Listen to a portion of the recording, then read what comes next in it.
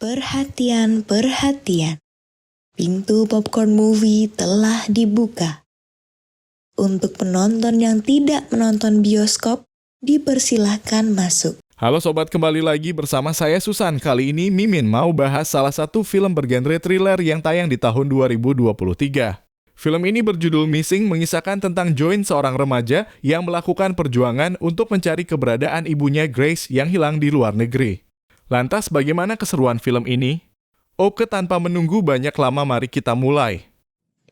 Sari roti campur tai, telolet, tai mencret. Diawali dengan memperlihatkan latar di tahun 2008.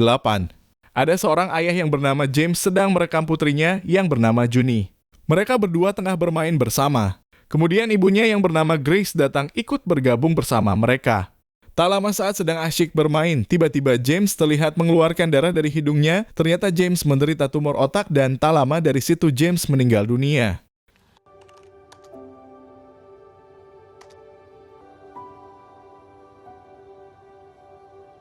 Kemudian Grace dan Juni berpindah ke Los Angeles dan terlihat anak ini telah beranjak remaja. Berusia 18 tahun, Grace terlihat sangat suka menggunakan teknologi pintar di ponselnya. Dia menghubungi Juni dan mengatakan bahwa dirinya akan pergi liburan selama 1 minggu bersama Kevin, kekasih barunya. Dan saat nanti Grace pergi, dia menitipkan pesan bahwa Heather, temannya, akan mengawasi dan menjaga Juni yang sendirian di rumah. Juni yang merasa sudah besar pun kesal dan mengatakan tidak perlu diawasi hingga membuat mereka berdua sedikit berselisih. Selanjutnya terlihat Kevin dan Grace sudah bersiap-siap untuk pergi, tapi hubungan Kevin dan Juni tidak begitu baik sehingga Juni cuek saja. Grace mengatakan pada Juni bahwa dirinya dan Kevin sudah akan pergi liburan ke Kolombia.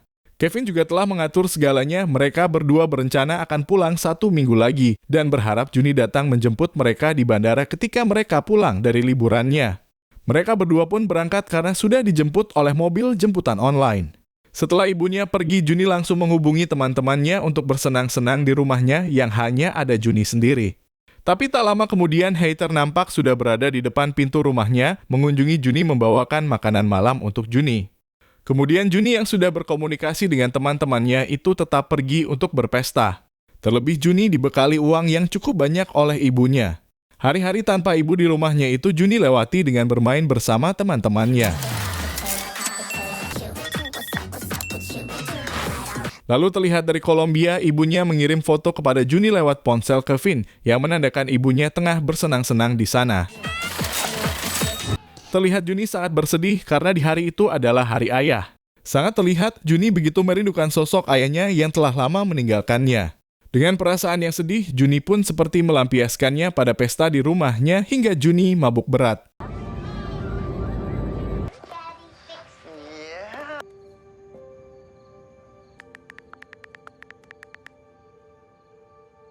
Keesokan harinya, alarm ponsel Juni pun berbunyi menandakan itu adalah hari di mana ibunya pulang.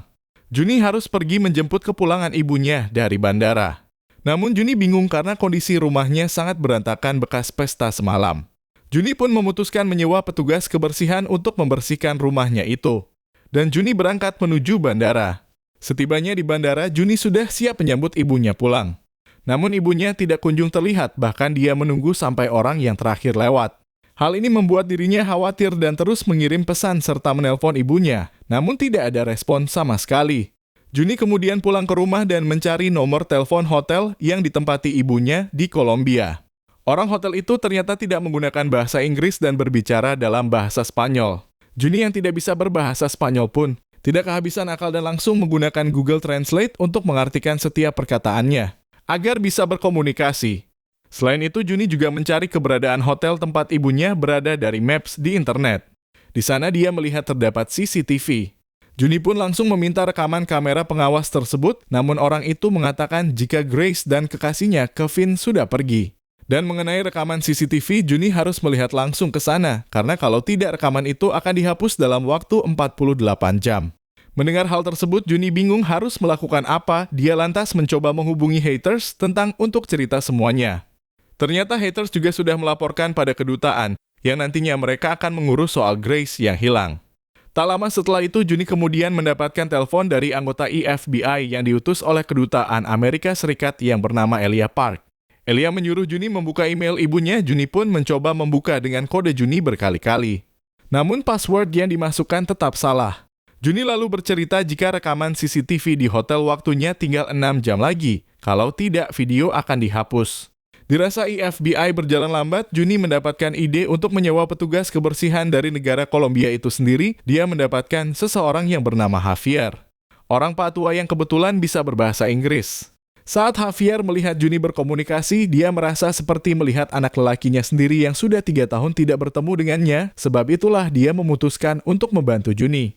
Juni meminta bantuan Javier agar segera ke hotel itu untuk memeriksa rekaman CCTV. Sementara itu di rumahnya teman Juni yaitu Vena datang dan membantu Juni untuk membuka salah satu akun Kevin. Terlihat bahwa Kevin adalah CEO dari sebuah perusahaan. Setelah berbagai cara dilakukan, mereka berhasil mendapatkan kata sandinya dan langsung mengecek lokasi Kevin berada. Tapi berdasarkan informasi yang didapat, Kevin ternyata mematikan lokasinya pada hari Minggu, tepat sehari sebelum mereka kembali. Di sisi lain, Javier kembali menghubungi Juni. Dia memberitahu bahwa rekaman itu sudah tidak ada lagi, tapi dia mendapatkan kabar jika ada 2 orang turis Amerika yang meninggalkan hotel itu menuju toko peralatan atau barang petukangan. Juni langsung terpikir melacak kartu kredit Kevin mengenai pemakaian terakhirnya di sebuah kedai, namun ada 8 tempat yang harus didatangi oleh Javier. Juni kembali membuka akun Kevin, dia menemukan foto seorang wanita di sana. Vena membantu Juni membuka akun yang diblok oleh Kevin. Dalam email itu, orang-orang menyebut Kevin dengan nama lain, seperti Jack, Darren, Carlos, dan masih banyak lagi. Mereka juga menyebutkan Kevin sebagai seorang penipu yang telah mengambil uang mereka. Selain itu, yang parahnya Juni menemukan fakta baru jika Kevin pernah dipenjara selama 3 tahun. So you weren't gonna tell me my mom's legal name? But don't you think this is a pretty big coincidence? Juni juga menemukan akun wanita yang berkomunikasi terakhir dengan Kevin. Akunnya bernama Bunny Cake 310. Diketahui wanita itu pekerjaannya adalah bartender atau artis panggilan. Setelah lama mencari tahu, Juni mendapatkan nomor telepon seorang temannya, Kevin, yang bernama Jimmy. Dia bingung 2 minggu sebelumnya Kevin sempat berada di sini berdasarkan dari data di akunnya. Mengatakan memang Kevin mampir sebentar ke rumahnya karena mereka berdua adalah sama-sama mantan narapidana. Jimmy bertemu Kevin dalam sebuah gereja. Berdasarkan keterangan Jimmy, nampaknya tidak banyak membantu Juni. Setelah itu Juni mendapatkan kabar dari Javier bahwa ada orang yang melihat turis Amerika ciri-cirinya mirip dengan Kevin dan ibunya Juni. Mereka datang ke sana untuk membeli sebuah gembok. Hal itu pun membuat Juni bingung untuk apa ibunya membeli gembok. Juni memikirkannya sembari mulai mencoba membuka email ibunya dengan nama Grace Ellen. Dia melihat salah satu aplikasi yang digunakan ibunya saat itu untuk mencari pacar. Juni langsung membuka kotak masuknya dari awal perkenalan Grace dan Kevin. Menurut aplikasi itu mengalami kecocokan dan mungkin dari sanalah mereka berdua menjalin hubungan. Terdapat pesan juga yang menarik di sana. Grace sempat bercerita tentang Juni kepada Kevin bahwa ada satu rahasia yang selama ini dia tutupi dari Juni tentang masa lalunya. Yang mana Grace akan menceritakannya kepada Kevin saat mereka berdua bertemu. Lalu terlihat dari profil ibunya terdapat sebuah catatan bahwa dia pergi ke tempat romantis. Dari situlah Juni mendapatkan ide kembali untuk mencari lokasi wisata romantis yang terdekat dari toko kunci gembok tadi, dan dengan singkatnya akhirnya Juni menemukan tempat wisata itu. Yang mana nampak tempat tersebut dipenuhi orang memasang gembok dengan nama inisial mereka. Javier yang siap sedia membantu itu pun sudah berada di lokasi tersebut. Terlihat memang benar ada nama Kevin dan Grace di gembok itu. Tak cukup sampai di situ, Juni dengan pintarnya bisa melihat situasi di kota itu dari jarak jauh. Hanya dari aplikasi dia juga memeriksa rekaman sebelumnya dan di sana dia melihat ibunya dengan Kevin sedang berada di jembatan. Dari rekaman itu, Kevin berlutut melamar Grace. Bersama dengan itu, Juni mendapatkan kiriman rekaman dari Park yang memperlihatkan sebuah video penculikan Kevin dan Grace. Nampak mereka berdua di bawah masuk ke dalam sebuah mobil yang dimana diduga pelakunya adalah korban penipuan Kevin. Selanjutnya, Juni masih merasa janggal dengan foto-foto yang dikirim oleh ibunya dengan menggunakan HP Kevin padanya. Juni kembali memeriksa foto-foto tersebut yang mana baru dia sadari ibunya tak pernah menghadapkan wajah pada kamera. Merasa wanita dalam gambar itu ada kemiripan dengan wanita Bunny Cake, Juni kembali membuka akun tersebut. Dan saat dia melihat satu video yang bisa diputar, ternyata memang benar-benar mirip dan itu berarti orang yang selama ini berada di Kolombia dengan Kevin itu bukan ibunya Juni, melainkan wanita pemilik akun Bunny Cake 310. Kemudian, singkatnya di televisi diumumkan jika FBI menemukan nama asli Bunny Cake yaitu Rachel Page. Jadi diperkirakan Grace, ibunya Juni masih berada di Los Angeles dan pencarian pun dilakukan. FBI dunia tidak mau tinggal diam ikut mencari ibunya yang kemungkinan masih di Amerika. Setelah berita itu tersebar, semua terfokus pada sopir mobil online yang mengantar keberangkatan Kevin. Kini dipertanyakan diketahui bahwa pria tersebut tidak memiliki catatan perjalanan, bahkan nomor plat mobilnya juga dia palsukan. Kemungkinan supir dari taksi online ini adalah kaki tangan Kevin. Kemudian mobil yang menculik Kevin saat di Kolombia ditemukan. Ternyata mereka adalah sekelompok mahasiswa yang dibayar Kevin untuk melakukan akting penculikan. Bersamaan dengan itu, FBI juga telah menemukan Rachel Page yang memberikan informasi bahwa dirinya hanya dibayar sebagai artis panggilan oleh Kevin untuk berpakaian dan berjalan seperti Grace Ellen. Dan dia pikir itu hanyalah sebuah akting yang bisa mengangkat karirnya menjadi seorang artis besar. Kabar itu kini viral berkembang dan identitas Grace Ellen dipertanyakan. Termasuk haters karena selain dia temannya Grace, dia juga sebagai pengacaranya. Selanjutnya banyak opini yang beredar di masyarakat jika Grace adalah kaki tangan Kevin yang membantunya melarikan diri. Jelas Juni tidak terima dengan apa yang dikatakan masyarakat, sehingga dia berusaha mencari tahu masa lalu ibunya. Juni kemudian menemukan user seseorang dari akunnya Kevin, orang itu memberi nomor yang ternyata itu adalah nomor kantor Heather. Karena penasaran, Juni bergegas langsung mendatangi kantor Heather tersebut. Dia menggunakan jam tangan pintar untuk merekam. Karena sudah malam, terlihat kondisi di kantor Heather sepi, tidak ada orang. Di sana Juni melihat ke arah komputer yang sedang melakukan proses penghapusan. Itu berarti ada orang yang baru saja dari sana. Selain itu, di meja Heather juga ditemukan sebuah foto dengan catatan ancaman, yaitu, jika kamu membuka mulut, kamu akan mati. Juni merasa banyak yang janggal, kemudian melihat sekitaran dan menemukan sebuah kalung kemungkinan milik haters yang sudah berserakan di lantai. Dia juga mendengar suara rintihan dan ternyata itu adalah suara Heather yang sedang sekarat dan tak lama tewas. Juni yakin bahwa dia telah dibunuh. Mendengar informasi tersebut, agen FBI langsung memarahi Juni karena dia sangat gegabah bertindak sendiri yang bisa mengancam keselamatannya. Kematian Heather ini adalah bukti bahwa dirinya telah menjadi korban karena dia tahu masa lalu Grace. Lalu terlihat ada seseorang yang memantau Juni dari kejauhan, sepertinya orang itu adalah dalang dibalik semua kekacauan ini. Orang itu juga berkomunikasi dengan Kevin lewat chat, bahkan meretas semua percakapan Juni dengan temannya.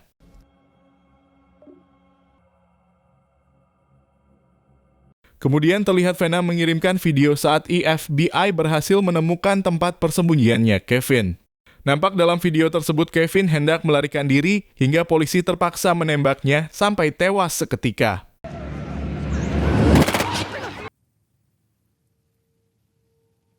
Lalu Juni memutar kembali rekaman suara yang dulu ibunya kirimkan kepadanya dan tiba-tiba Juni mengingat panggilan masa kecilnya, yaitu Juni Bob. Hal itu langsung terpikir oleh Juni untuk memasukkan nama panggilannya itu pada password akun sang ibu dan ternyata berhasil. Tanpa pikir panjang, Juni langsung berselancar memeriksa trek perjalanan terakhir sang ibu. Dan ditemukan satu email yang diblok. Dari email itu berisikan pesan dia berhak tahu, Juni pun semakin penasaran dan terus mencari sosok yang mengirimkan email tersebut. Hingga singkatnya dari email itu membawa Juni ke dalam sebuah video CCTV milik si pelaku.